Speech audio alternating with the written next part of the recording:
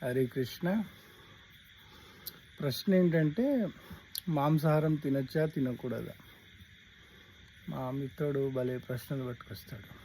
ఒక ప్రవచనకర్త చెప్పాడంట, అది మాంసాహారం కేవలం బ్రాహ్మణులు మాత్రమే తినకూడదు, మిగిలిన వాళ్ళు మీ ఇష్టం అండి అన్నారంట. అంటే తిన్నా పర్లేదు అన్నట్టు అన్నారంట.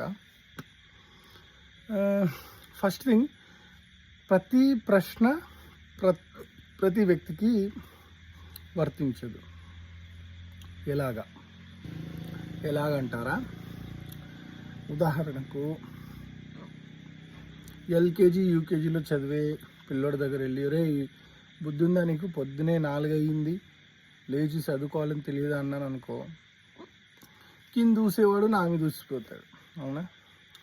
అదే సేమ్ ప్రశ్న యూపీఎస్సికి ప్రిపేర్ అవుతున్న వ్యక్తి దగ్గర వెళ్ళేసి, బుద్ధిందా ఎక్కువ, పొద్దున్నే 4 గంటలకు చదువుకుంటావా అన్నామనుకోండి, ఇందాక మన మీద ఊసిన వాడు ఇప్పుడు నోట్లో ఊసిపోతాడు. ఇలాంటి ఎగ్జాంపుల్స్ ఇవ్వాల్సి వస్తుంది. ఎందుకంటే ప్రతి ప్రశ్న ప్రతి వ్యక్తి కోసం కాదు, స్థాయిని బట్టి ఉంటుంది. A² + B² అనే ప్రశ్న ఏబిసిడీలు నేర్చుకునే వ్యక్తికి అడుగుతామా, చిన్న పాప అది ఏబిసిడి నేర్చుకునే పిల్లలకు అడుగుతామా, 10th క్లాస్ 9th అయిపోయాక 10thలో జాయిన్ అయిన వ్యక్తికి అడుగుతామా? అలాగే ఒక స్థాయికి వచ్చాక ఆధ్యాత్మిక జీవితంలో లక్ష్యం ఏర్పాటు చేసుకున్న వ్యక్తులకు అడగవలసిన ప్రశ్నలు ఇవి. ఎలా బతుకుతున్నారనే దానికి వదిలేయండి.